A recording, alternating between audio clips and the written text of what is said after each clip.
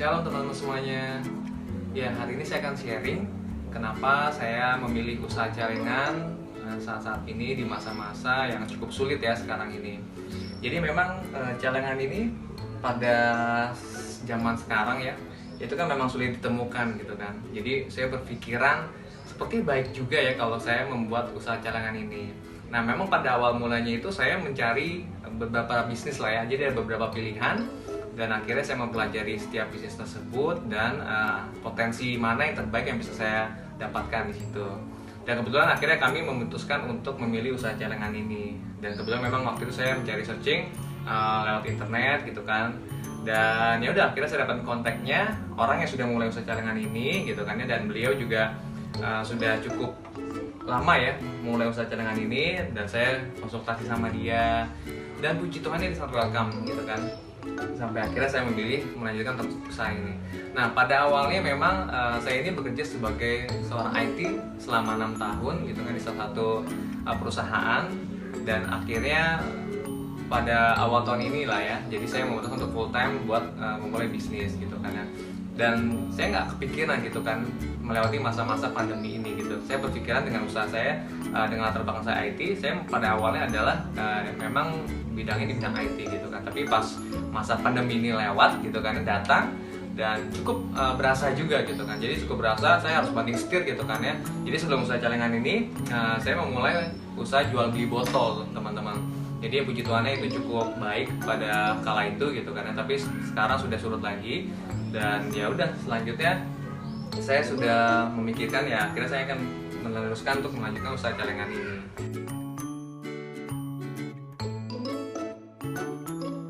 Dan kemudian untuk resiko ya memulai bisnis baru gitu kan, apalagi bisnis ini bisa dibilang bisnis jadul ya. Tentunya saya berpikiran banyak sekali bakal kemungkinan yang terjadi lah ya. Jadi dari nggak laku barangnya, terus dari banyaknya produk saya yang dibuat itu gagal. Ya, saya melalui masa-masa itu sih. Tentunya ya cukup berat, dan apalagi ditambah dengan keluarga juga waktu itu sempat nggak mendukung itu. Tapi ya saya berusaha meyakinkan kalau apapun bisnis yang kita lakukan dilakukan dengan tekun, dengan usaha dan dengan kerja keras, ya kami percaya itu bisa mendatangkan hasil yang maksimal. Terima kasih. Ya, buat teman-teman semuanya yang mungkin saat ini mengalami masa-masa sulit ya, ada yang dirumahkan, ada yang gajinya dipotong, ataupun mungkin ada yang usaha mulai penurunan sangat drastis sekali. Yuk kita sama-sama berjuang bersama, saya mengencourage teman-teman biar kita lebih kreatif lagi, biar kita bisa berdoa lebih tekun lagi, biar kita tahu apa yang terbaik bisa kita lakukan di saat masa-masa sekarang ini. Dan buat teman-teman mungkin ada yang ingin sharing bersama saya sangat welcome sekali, dan kita bisa saling support usaha kita masing-masing ya teman-teman. Terima kasih dan sampai ketemu lagi. God bless you.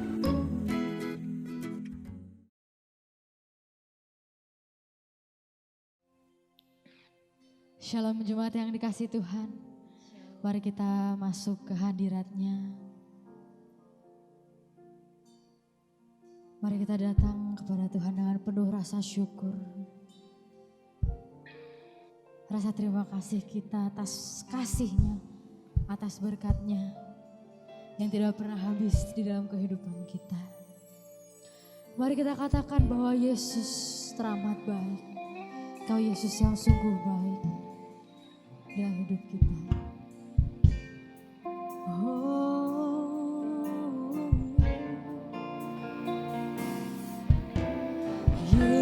Yesus, kau sungguh baik. Yesus, namamu indah. Yesus, ku cinta kau selalu. Ku tinggikan, ku agungkan selamanya.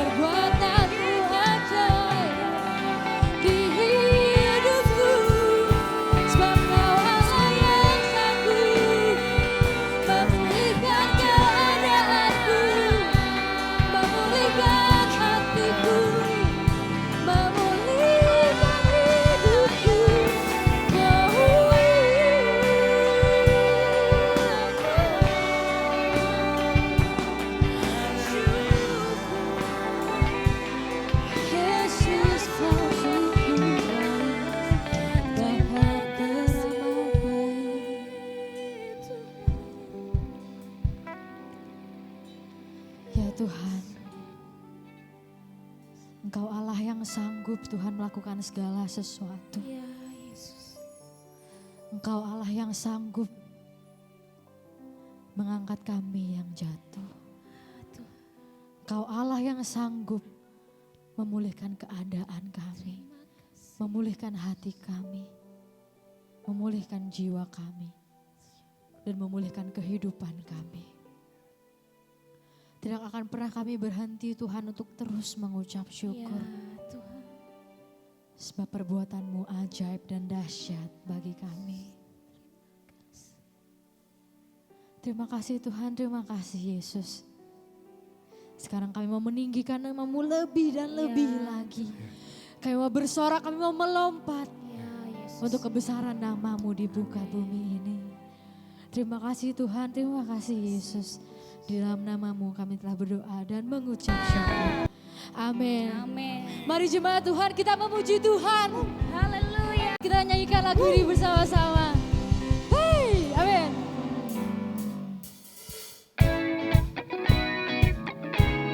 Mari kita menari bersama Tuhan. Amin.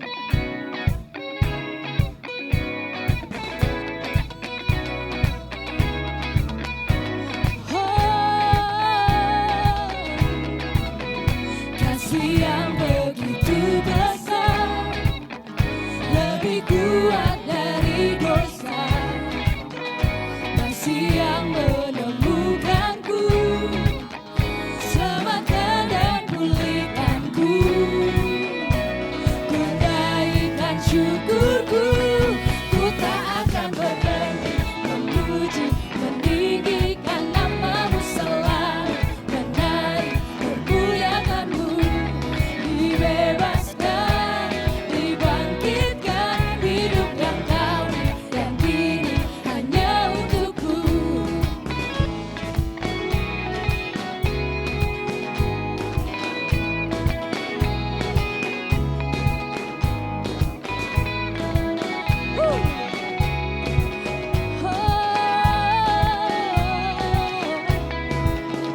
Kasih yang begitu besar, lebih kuat dari dosa. Kasih yang menemukanku, selamatkan dan pulihkanku. Ku naikkan syukurku, ku tak akan berhenti memuji, meninggikan nama-Mu selalu, menari, memuliakan-Mu. Dibebaskan, dibangkitkan, hidup yang Kau dan kini hanya untukku. Tak akan berhenti memuji, meninggikan nama-Mu selalu, menari, memuliakan-Mu. Dibebaskan, dibangkitkan, hidup yang Kau dan kini hanya untukku. Hidup yang Kau dan kini hanya untukku. Ku angkat tanganku, ku sorakan haleluya. Allah yang perkasa, surga bumi nyatakan.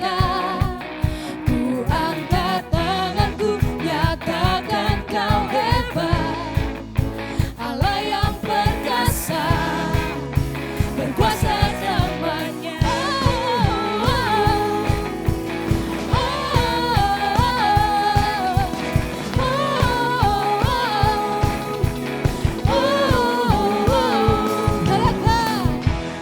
Yesus Kau kekal.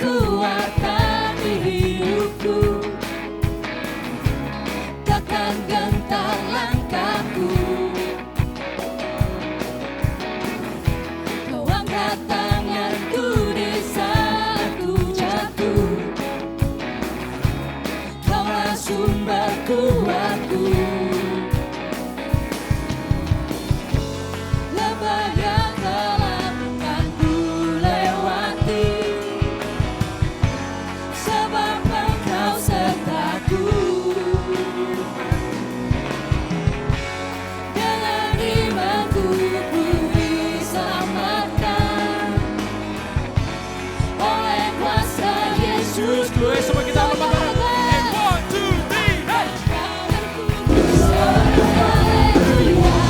Hey, Allah yang perkasa, surga bumi nyatakan. Ku angkat tanganku nyatakan kau hebat. Allah yang perkasa, berkuasa selamanya. Ku angkat tanganku, ku sorakan haleluya. Allah yang perkasa, surga bumi nyatakan. Ku angkat tanganku nyatakan kau hebat. Allah yang perkasa, berkuasa selamanya. Ku angkat tanganku, ku sorakan haleluya. Allah yang perkasa, surga bumi nyatakan. Ku angkat tanganku nyatakan kau hebat. Allah yang perkasa, berkuasa sama.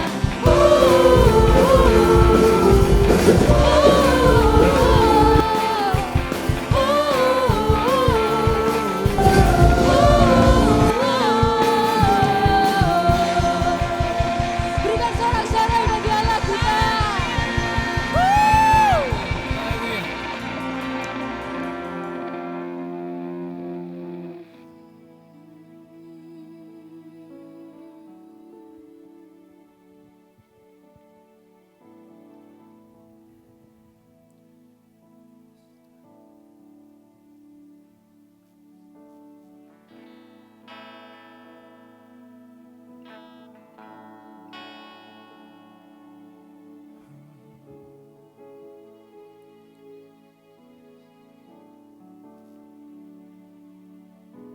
Saat ku mencari wajah,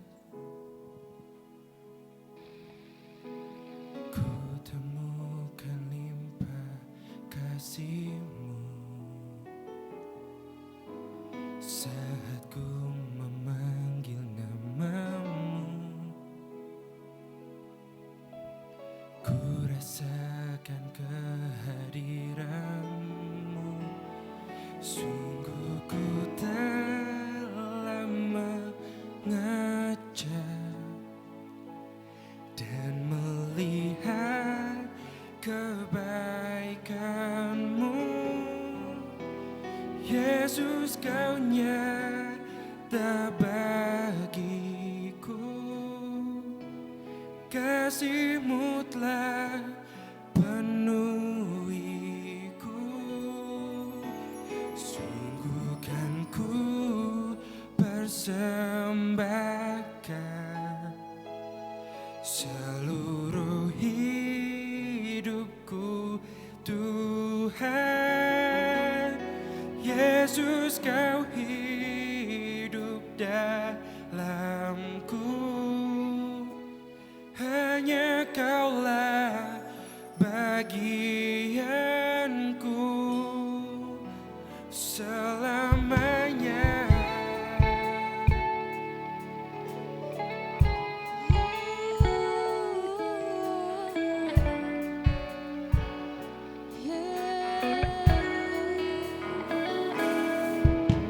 Saat ku mencari wajah-Mu, ku temukan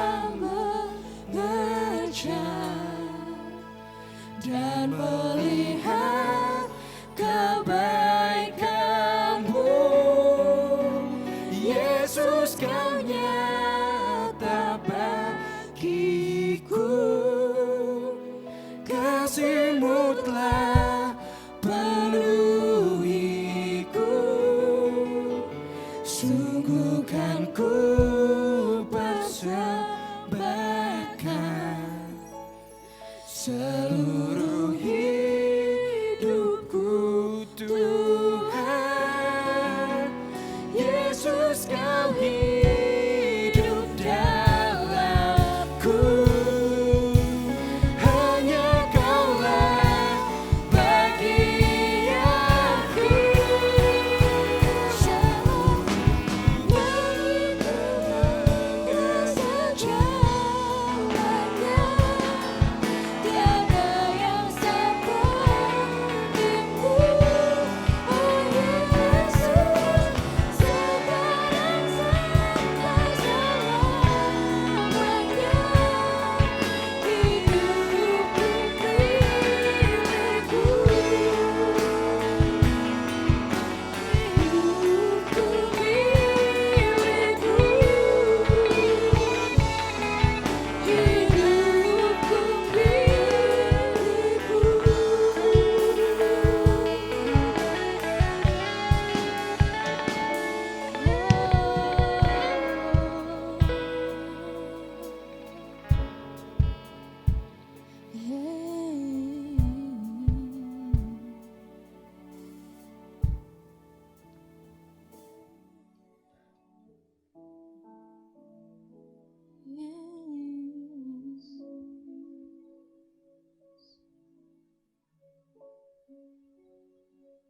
Ajar kami bersyukur Tuhan. Dalam segala keadaan, Engkau tetap Tuhan yang berdaulat. Kasih-Mu Engkau selesaikan di kayu salib. Engkau menebus setiap kami tanpa kecuali.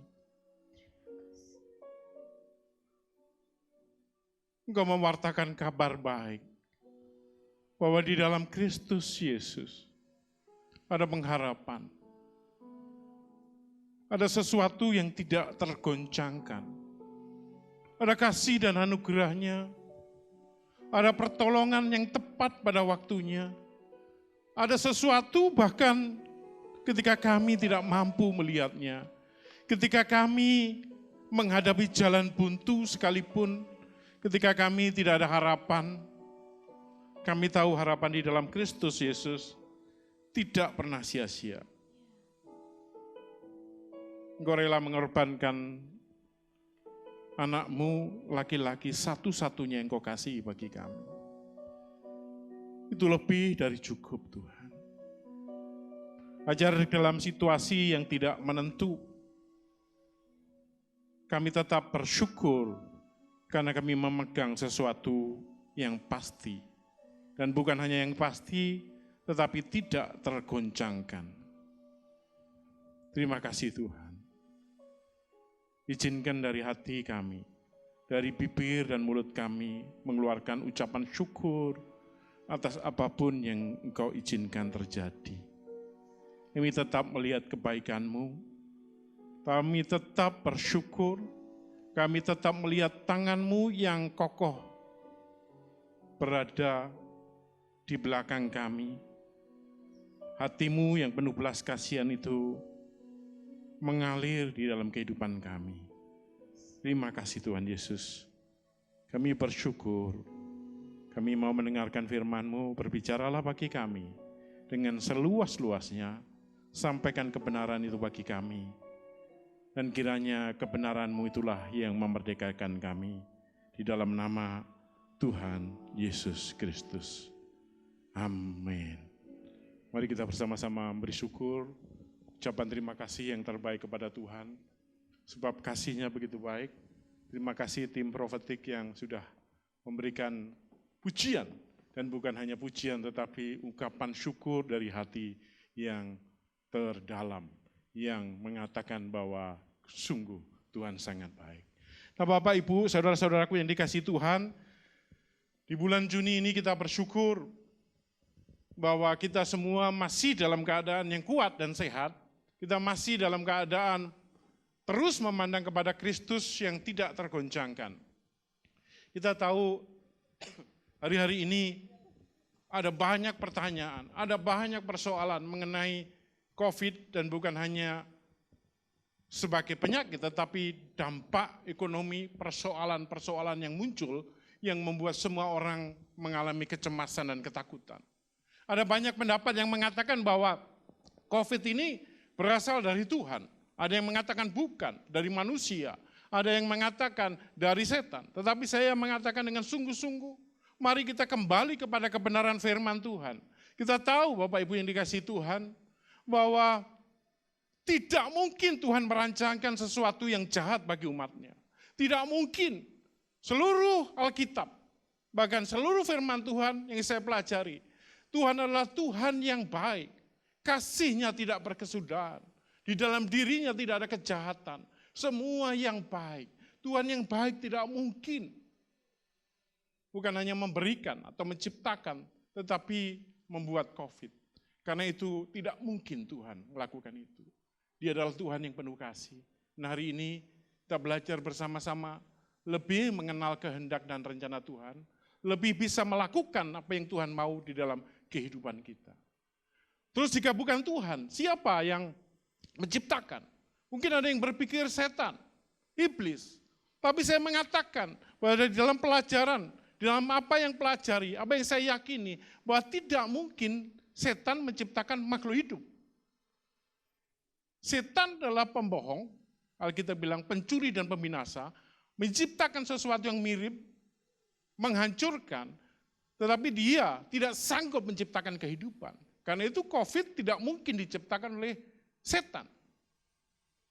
Jika Tuhan bukan, jika setan bukan, terus siapa? Mungkin ada yang bertanya, ada yang berpikir itu manusia, ahli biologi, rekayasa genetika. Tapi saya juga tegaskan dengan prinsip kebenaran Alkitab bahwa tidak ada manusia yang bisa menciptakan makhluk hidup. Atau setengah hidup sekalipun. Karena apa yang bisa menciptakan kehidupan hanyalah yang berasal dari Bapa dan Yesus. Alkitab seperti itu dengan tegas. Karena itu Bapak Ibu yang dikasihi Tuhan, mari kita kembali kepada ini, kebenaran firman Tuhan bahwa manusia tidak mungkin. Mungkin manusia bisa membuat artificial intelligence, membuat kehebatan-kehebatan buatan yang sangat luar biasa, teknologi yang sampai ke bulan, tetapi membuat makhluk hidup tidak mungkin. Karena itu, jika manusia bukan, jika iblis bukan, jika Tuhan bukan, tentu semua kita cenderung percaya bahwa inilah yang disebut dengan rekayasa atau yang disebut dengan mutasi genetika, mutan. Bapak Ibu yang dikasihi Tuhan, ketika Tuhan menciptakan kehidupan pada hari ke-6, sesungguhnya semuanya baik. Tetapi karena dosa, sehingga ketidakseimbangan alam, ada mutan, sehingga terjadilah, misalnya binatang-binatang dulu nggak saling memakan, semuanya baik, kini akhirnya jadi saling memakan. Kalau kita lihat di dalam kerajaan 1000 tahun, makanya semuanya akan rukun, dikembalikan kepada awalnya. Bapak Ibu yang dikasihi Tuhan, kita tahu, karena itu mari kita sama-sama di dalam situasi seperti ini tidak kehilangan iman, tidak kehilangan pegangan. Ada banyak yang mengatakan ini nanti ditemukan vaksin yang membuat sesemua orang disuntik vaksin dan ditanam RFID, radio frequency identification, yang membuat orang ditanam seperti chip 666. Saya katakan itu tidak sesuai dengan prinsip firman Tuhan, karena teknologi RFID itu sudah sangat kuno, sehingga melalui fingerprint, retina, ataupun bahkan pengenalan tubuh itu dengan mudah kalau untuk mengidentifikasi seseorang. Sehingga KTP yang kita buat yang itu cukup dengan retina. Karena itu antikris seperti yang dimaksud itu tentu tidak seperti itu. Dan kita harus kembali kepada prinsip. Jangan terombang-ambingkan kepada kebenaran. Jangan ke kanan dan ke kiri. Tapi lurus kepada firman Tuhan. Karena firman Tuhan itulah yang memerdekakan kita. Mungkin Bapak Ibu yang dikasihi Tuhan ada yang bertanya, bahwa bukankah semua yang Tuhan rencanakan itu baik? Semuanya adalah keindahan. Tapi kenapa sahabat-sahabat kita kehilangan orang-orang yang kita kasih, orang-orang yang benar, orang-orang yang mencintai Tuhan? Mereka kemudian mengutip di dalam kitab Roma 8 ayat 28. Kita tahu sekarang bahwa Allah turut bekerja dalam segala sesuatu untuk mendatangkan kebaikan bagi mereka yang mengasihi Dia, yaitu bagi mereka yang terpanggil sesuai dengan rencana Allah. Nah, Bapak Ibu, saya mau menegaskan sekali lagi, Roma 8 ayat 28 adalah tidak boleh dibaca berhenti sampai 28, kita teruskan yang ke-29, disinilah intinya. Sebab semua orang yang dipilihnya dari semula, mereka juga ditentukannya dari semula untuk menjadi serupa dengan gambar anak-anaknya, supaya ia, anaknya, menjadi yang sulung di antara banyak saudara. Karena itu, Bapak Ibu, saudara-saudaraku yang dikasihi Tuhan, kita ditentukan, dipilih, ditentukan dari semula untuk serupa dengan gambaran. Kalau kita baca di dalam Kejadian 1, ayat 26-27, ketika Tuhan menciptakan manusia, di dalam Kejadian 1 ayat 26, berfirmanlah Allah, baiklah kita menjadikan manusia menurut gambar dan rupa kita, supaya kita berkuasa atas ikan, supaya mereka berkuasa atas ikan-ikan di laut dan burung-burung di udara, dan atas ternak, dan atas seluruh bumi, dan atas segala binatang melata merayap di bumi. Jadi ayat 26 dikatakan apa? Baiklah kita, pribadi Allah yang terdiri dari Allah Bapa, Putra, dan Roh Kudus sepakat menjadikan manusia, menjadikan kita menurut gambar dan rupa kita. Jadi gambar itu image.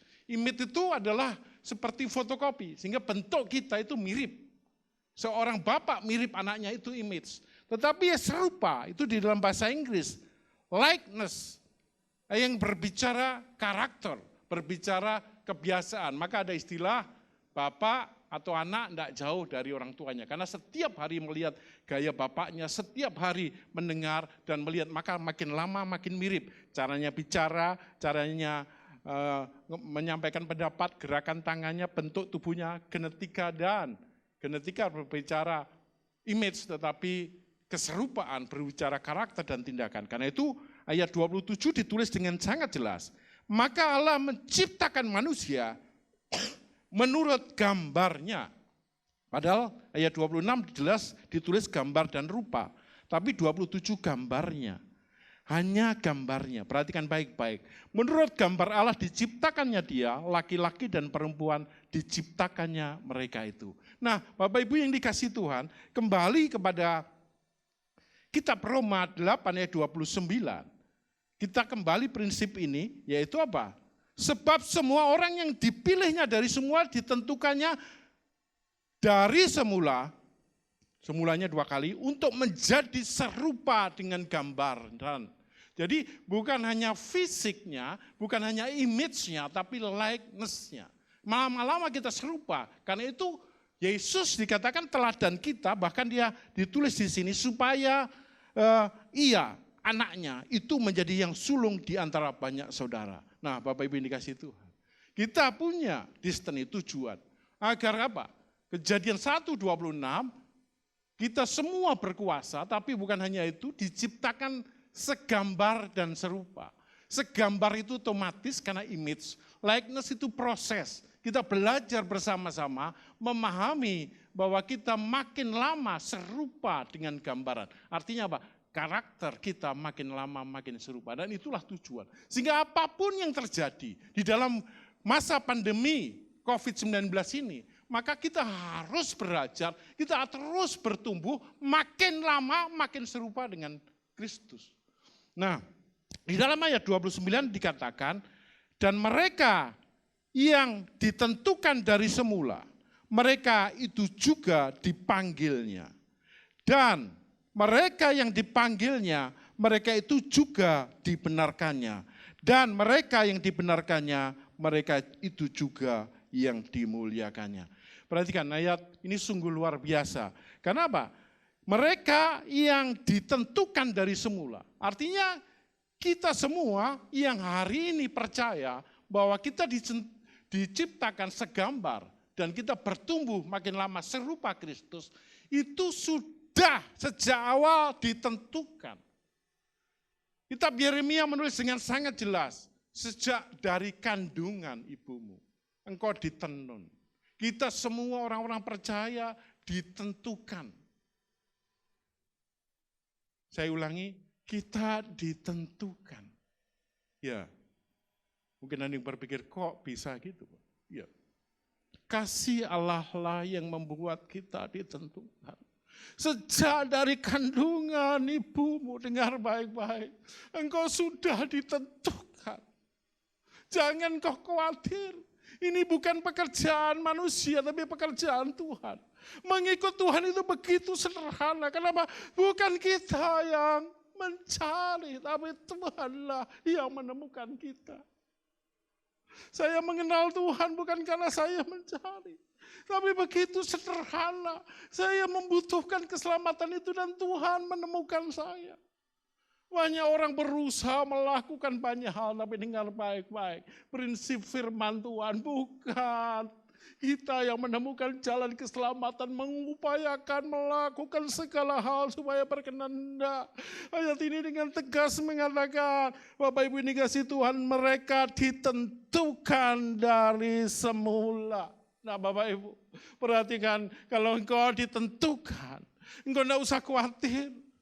Karena bukan hanya ditentukan, kalimat berikutnya mengatakan seperti ini, Bapak Ibu, ini akan melegakan Bapak Ibu. Mereka juga dipanggilnya. Saya suka nyanyi lagu-lagu lama di dalam masa COVID ini. Mungkin suara saya enggak menarik, tapi paling enggak bagi diri saya menarik. Saya ingat lagunya bilang ini, dengar dia panggil nama saya, dengar dia panggil namamu. Dengar dia panggil nama saya, juga dia panggil namamu. Terus kemudian dijawab, saya jawab, ku jawab ya. Ku jawab ya.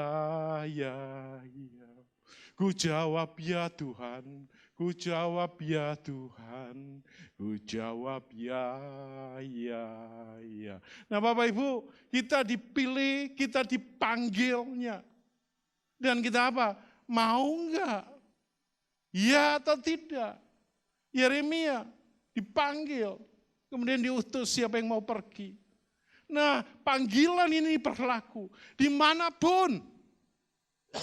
Bapak Ibu kapanpun mendengar suara saya ini.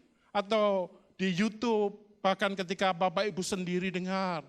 Berhentilah dari segala kesibukan dengan dengar suara Tuhan berbicara. Engkau dipilih dan dipanggilnya. Engkau bukan lahir karena eksiden, kecelakaan, apapun karena tidak sengaja. Tetapi Tuhan sejak dari mulanya mengasihi engkau. Engkau dicintai.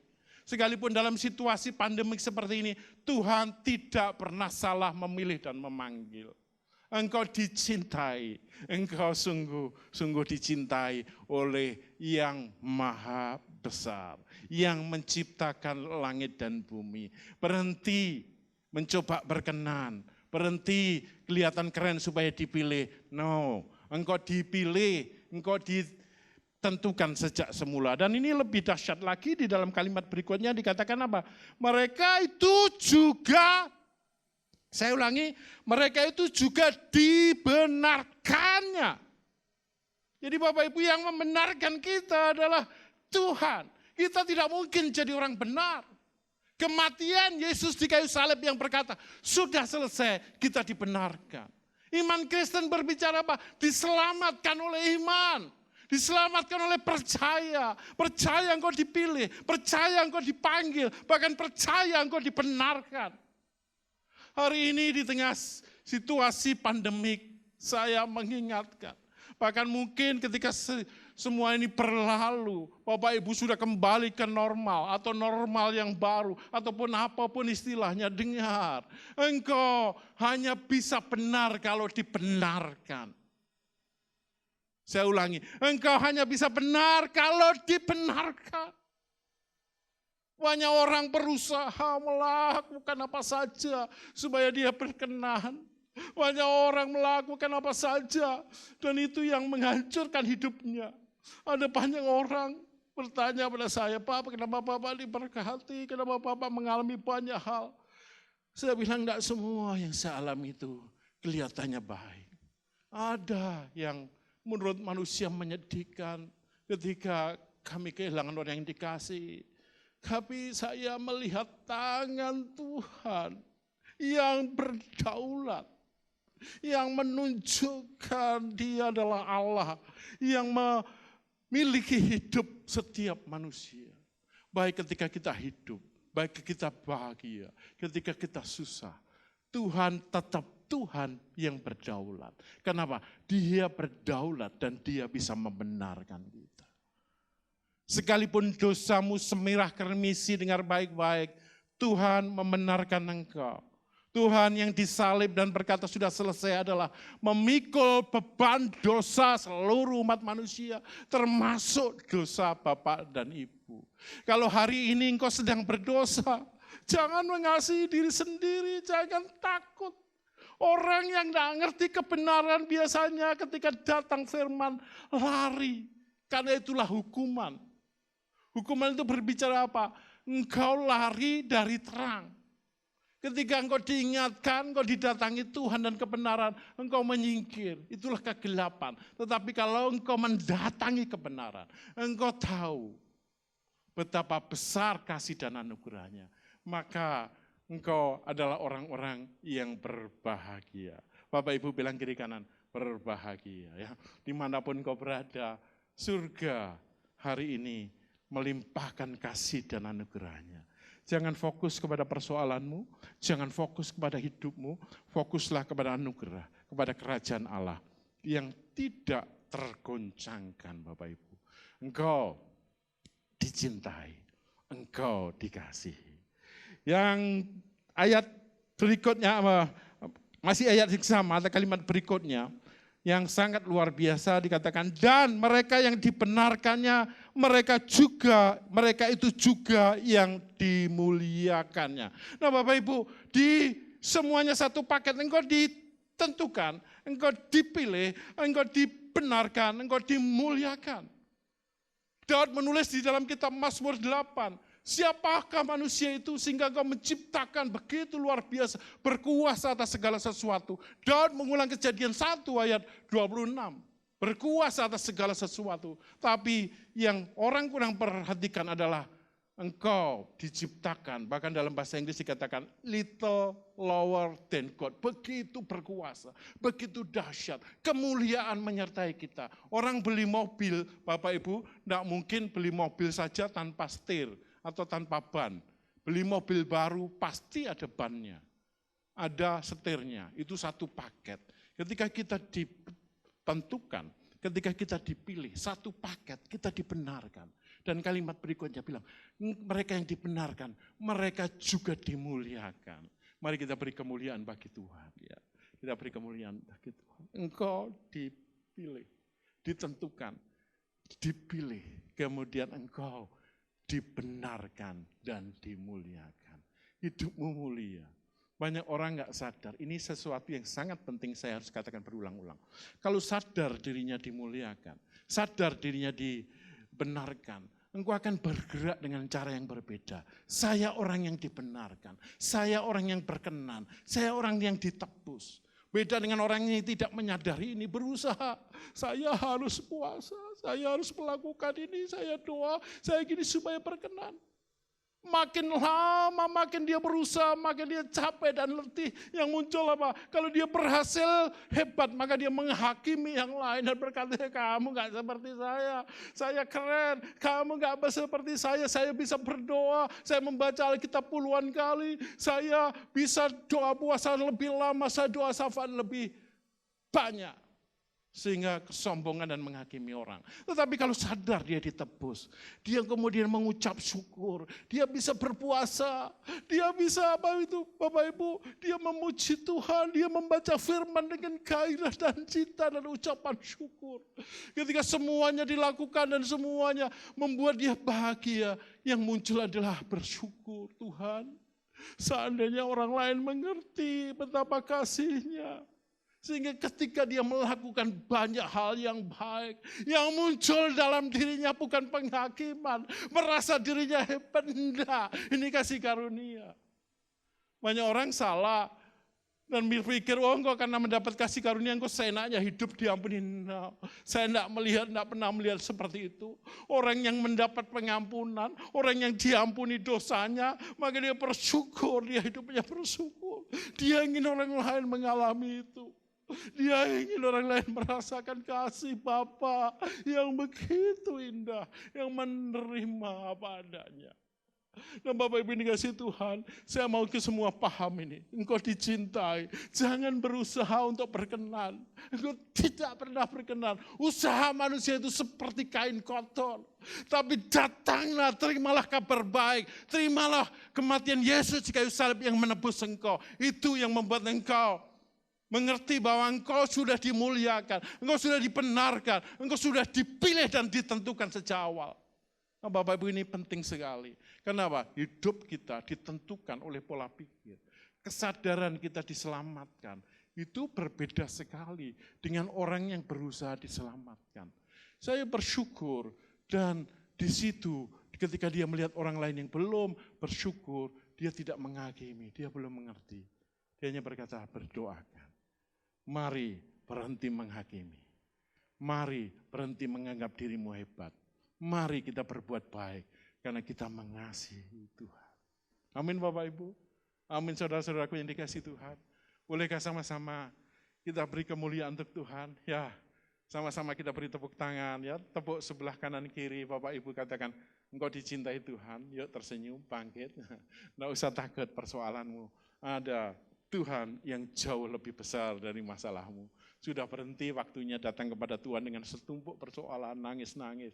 Tuhan tolonglah aku, persoalanku terlalu besar, masalahku terlalu besar, saya tidak sanggup, tapi berhenti. Ganti kalimat itu dengan Tuhan, aku bersyukur padamu. Katakan pada persoalannya persoalan, saya katakan aku akan mengalahkan engkau. Bukan aku yang hebat, tapi Tuhanku jauh lebih besar dari engkau. Jauh lebih besar dari persoalan-persoalan. Inilah yang mau saya sampaikan pesan inti dari kita menghadapi masa pandemi ini. Jangan pernah kehilangan iman. Jangan pernah meragukan Tuhan. Bahkan sekalipun maut itu menjemput kita, jangan pernah kehilangan imanmu.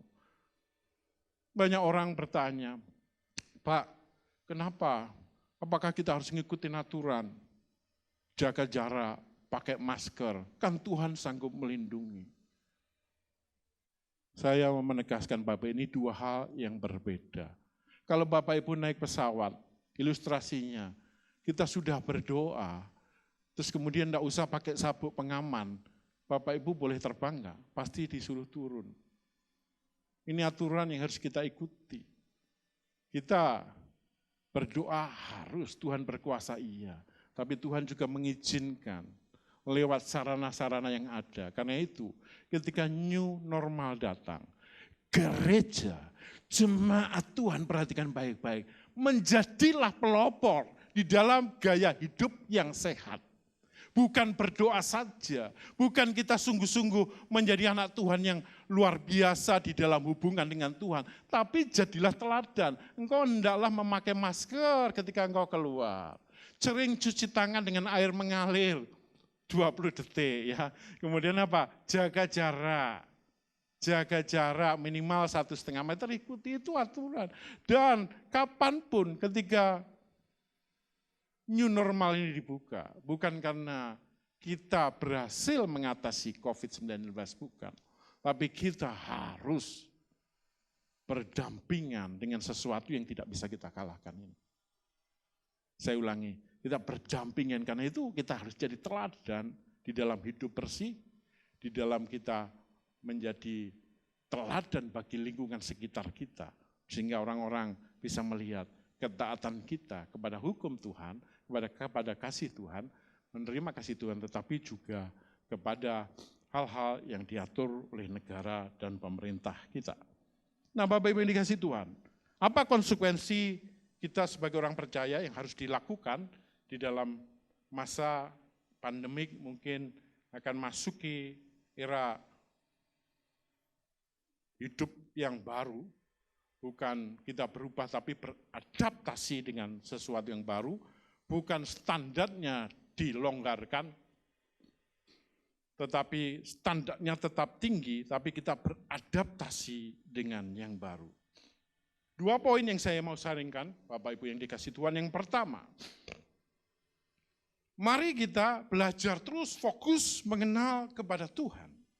Mengenal yang asli, kebaikan dan kedaulatan Tuhan. Di dalam Yohanes 17 ayat 3 dan 4 dikatakan, inilah hidup yang kekal itu, yaitu bahwa mereka mengenal Engkau satu-satunya Allah yang benar dan mengenal Yesus Kristus yang telah Engkau utus. Aku telah mempermuliakan Engkau di bumi dengan jalan menyelesaikan pekerjaan yang Kau berikan kepadaku untuk melakukan. Yesus mempermuliakan dengan menyelesaikan sampai kayu salib. Mari kita mengenal ini. Bapak Ibu, tidak ada penebusan, tidak ada kasih karunia tanpa kayu salib. Tidak ada penebusan tanpa domba yang tidak bercacat bercela, yaitu Yesus Kristus yang rela mati di kayu salib. Pada saat itu orang mengira dia dihukum. Bahkan Yesaya 53 menulis kenatulah, padahal seluruh beban dosa seluruh dunia kita yang menanggungnya. Orang-orang tidak mengira. Mungkin kalau kita hidup pada masa itu juga tidak percaya. Tetapi hari ini kita tahu dalam firman Tuhan bahwa kita semua ditebusnya. Karena itu Bapak Ibu, mari kita sungguh-sungguh di hari-hari ini kita meningkatkan hubungan pribadi dengan Tuhan. Jangan melakukan sesuatu tanpa sungguh-sungguh menggumuli bersama Tuhan. Terus memiliki waktu yang intim dengan Tuhan. Banyak orang mengundang seminar, saya dari pagi, siang, bahkan malam bertemu dengan banyak orang, ada banyak undangan seminar, banyak undangan webinar, semua apakah semua baik? Enggak, semua baik. Kita bisa menghabiskan waktu belajar terus, bisa menghabiskan waktu ketemu orang terus, tetapi pertanyaannya apakah kita makin dekat, makin mengenal, seperti Yohanes 17 ayat ketiga. Bapak Ibu yang dikasih Tuhan dimanapun berada, dimanapun kawan-kawan, sahabat-sahabat mendengarkan suara saya, dengar baik-baik. Bahwa mengenal kebenaran itu membuat kita semua meninggalkan dosa. Banyak orang memikir bagaimana mengalahkan dosa ini, bagaimana mengalahkan dosa ini. Kita habiskan waktu seminar, tapi saya memilih bagaimana saya mengenal Tuhan lebih dekat lagi, sehingga saya tidak pernah berpikir untuk dosa lagi. Saya punya ilustrasi Bapak Ibu, ketika seseorang bekerja di bank, maka ada banyak hal yang harus diketahui, salah satu yang terutama adalah mengenai uang. Bagaimana mengetahui ciri-ciri uang palsu. Karena itu dia harus mengenal betul. Nah, seseorang yang pintar caranya adalah apa? Belajar sungguh-sungguh mengenal uang asli. Setiap sentuhan dan gambarnya dirasakan. Sehingga apa? Uang palsu begitu banyak terus berkembang dan ada saja. Tapi kalau dia mengenal yang asli, maka kita tahu ini palsu kalau enggak sama dengan asli. Nah Bapak Ibu, hari-hari ini banyak orang dengan Kristus, dengan juru selamat yang baru, agama baru muncul, semua muncul. Dan Bapak Ibu, yang bisa bertahan adalah kalau engkau mengenal Bapa dan Yesus yang sudah mati bagi kita. Mari kita gunakan waktu kita untuk sungguh-sungguh lebih dekat. Banyak orang melakukan seminar bagaimana mengalahkan dosa seksual. Saya katakan itu baik. Bagaimana melawan pornografi, melawan rasa cinta uang, bagaimana menghindari serakah. Semuanya bisa dilawan ketika engkau datang mendekat sama Tuhan. Dekatkan hidupmu pada Tuhan terus, maka semuanya akan lewat. Tergantung pilihan kita. Maukah kita hari-hari ini? Jangan gunakan waktu berlalu sia-sia. Terus ada waktu membangun hubungan pribadi dengan Tuhan. Hubungan pribadi dengan Tuhan, dengar baik-baik, tidak bisa tergantikan oleh apapun. engkau bisa beribadah bersama-sama, engkau bisa kelihatan rohani di depan orang, engkau kelihatan keren. Tetapi saya bertanya, apakah engkau memiliki hubungan pribadi yang intim dengan Tuhan? Apakah kau sungguh-sungguh mengerti setiap rahasia-rahasia yang Tuhan mau sampaikan bagimu? Semua kebenaran ada di Alkitab. Kita bisa membacanya, tetapi hikmat itu yang menuntun. Dan hikmat dimulai dari takut akan Tuhan. Karena itu mari kita semua sungguh-sungguh mengejar hikmat. Yakobus 1 ayat ke-5, engkau enggak punya hikmat minta. Amsal 4 dikatakan apa Bapak Ibu? Carilah hikmat seperti mencari harta permata. Engkau akan dilindungi, engkau akan dikasih. Yang kedua Bapak Ibu, yang terakhir di dalam situasi seperti ini. Mari kita sungguh-sungguh belajar, yaitu apa? Jangan melakukan hanya berdasarkan yang kelihatan. Di dalam 1 Samuel 16 ayat 7 ketika Samuel ingin mencari raja yang baru, dia menulis, Samuel ditulis seperti ini, janganlah pandang parasnya atau perawakan yang tinggi, sebab aku telah menolaknya. Bukan yang dilihat manusia yang dilihat Allah. Manusia melihat apa yang di depan mata, tetapi Tuhan melihat hati. Saya ulangi apa? Ujungnya, manusia melihat yang di depan mata, tetapi Tuhan melihat hati. Manusia yang terbatas ini adalah melihat yang kelihatan. Kalau kelihatan semua takut, kita ikut takut. Kalau kita tidak punya uang, khawatir. Sehingga manusia mengkhawatirkan masa depan yang misterius. Karena benar orang bijak berkata apa? Masa lalu itu history, masa depan itu misteri, kita tidak tahu. Masa lalu kita bisa belajar dari Tuhan lewat kejadian yang kita alami. Tetapi yang kita hidup adalah hari ini, yaitu today. Today itu present. Present itu adalah hadiah. Yang kita punya hari ini, bilang kiri kanan, hari ini, today. Present, kita hidup, mari kita syukuri. Tetapi sebagai orang percaya, jangan hidup oleh apa yang kelihatan saja, tetapi di balik itu. Hiduplah oleh sesuatu yang jauh lebih dari itu. Di dalam kedua Korintus 5 ayat ke-7, sebab hidup kami ini adalah hidup karena percaya, bukan karena melihat. Bapak Ibu, ini yang disebut percaya adalah di Ibrani 11 ayat 6, yaitu iman. Segala sesuatu tanpa iman tidak mungkin berkenan kepada Tuhan. Kalau engkau hanya percaya, tabunganmu berapa sih? Bisa enggak melalui masa COVID-19 ini? 3 bulan lagi. Ada banyak orang yang di PHK. Di Amerika, angka penganggurannya tinggi sekali.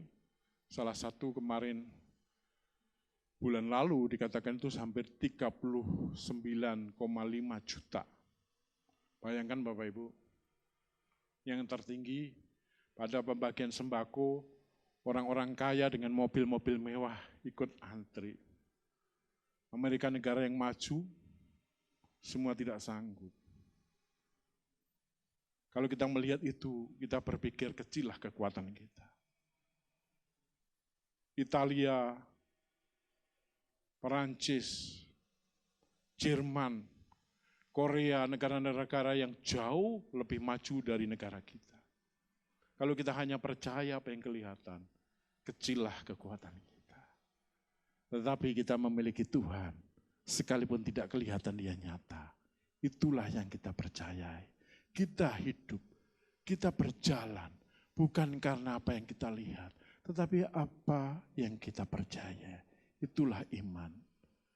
Ujian yang saya suka katakan, hidupku tidak ditentukan oleh apa yang ada, tapi oleh setiap firman yang muncul, yang timbul dalam hati. Seorang pemimpin yang visioner mampu melihat membatasi tembok yang menghalangi dia. Seorang pria di rumah tangganya tidak takut ketika seluruh isi rumah tangganya takut. Kenapa? Dia sanggup menenangkan karena dia apa? dia melihat Tuhan yang memimpin rumah tangganya. Apakah engkau menjadi bagian orang-orang yang ketakutan di masa ini? Tetapi apakah engkau melihat Tuhan di masa COVID pandemik ini? Tuhan yang begitu adil.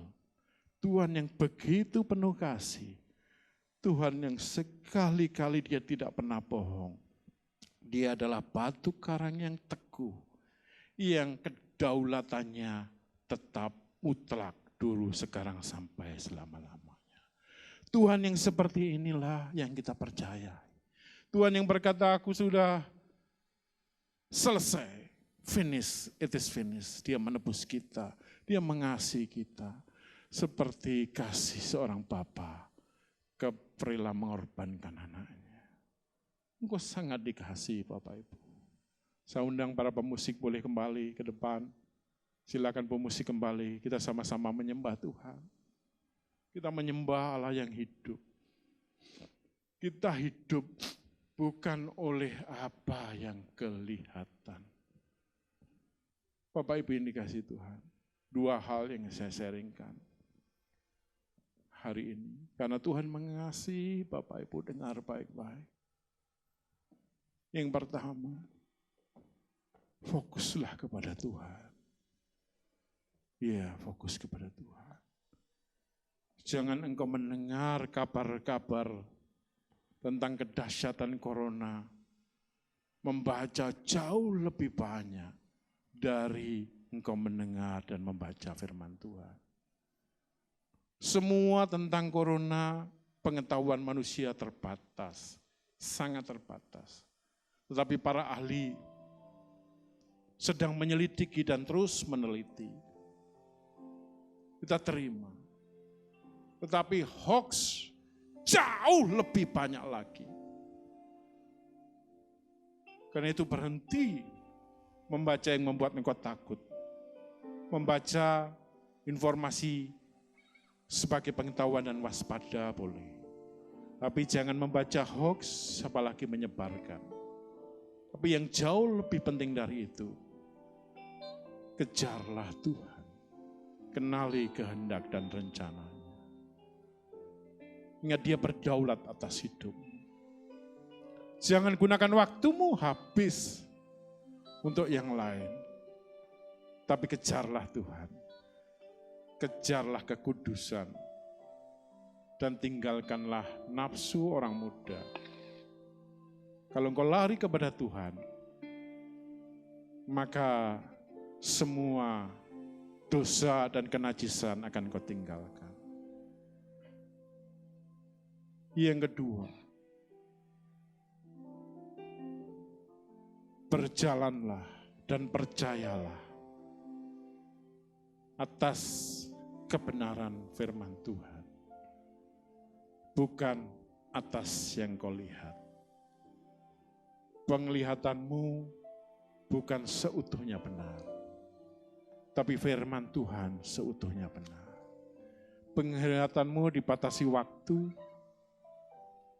dimensi, jarak, dan luas. Tapi firman Tuhan bisa dari ujung kepada ujung. Suatu yang holistik, suatu yang seutuhnya. Karena itu dimanapun kau berada, mari buang ketakutan. Masa depanmu sungguh indah di dalam Tuhan. Engkau dijamin. Bahkan kematian pun kau akan berkata seperti Paulus, di manakah sengatmu, hai maut? Kenapa? Karena begitu engkau menjadi orang yang ditebus Yesus di kayu salib, maka kehidupanmu akan berakhir kepada kekekalan. Kemuliaan Tuhan dinyatakan. Hanya engkau mau enggak engkau berlari kepada Kristus. Kita pujikan laguku telah mati dan tinggalkan cara hidupku yang lama. Semuanya sia-sia dan tak berarti.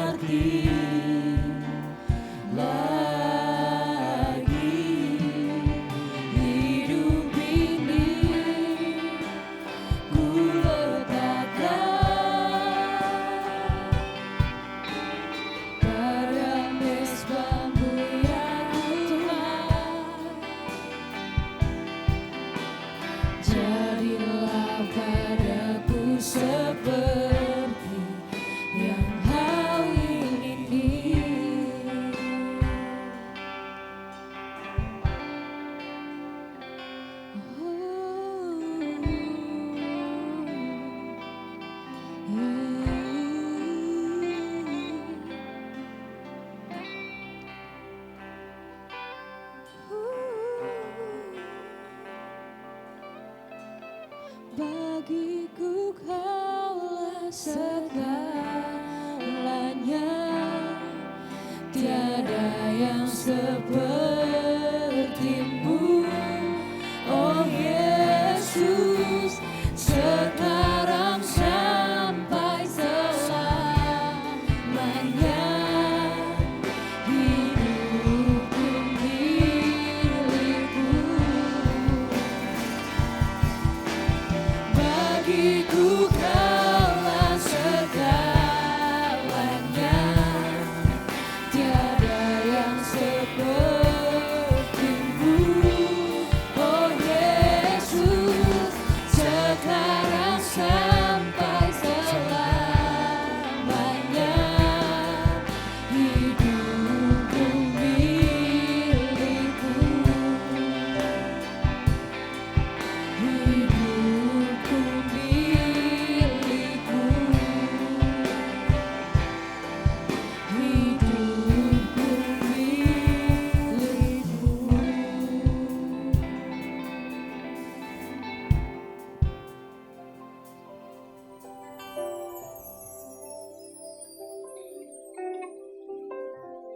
Bapa kami bersyukur buat firman-Mu Tuhan.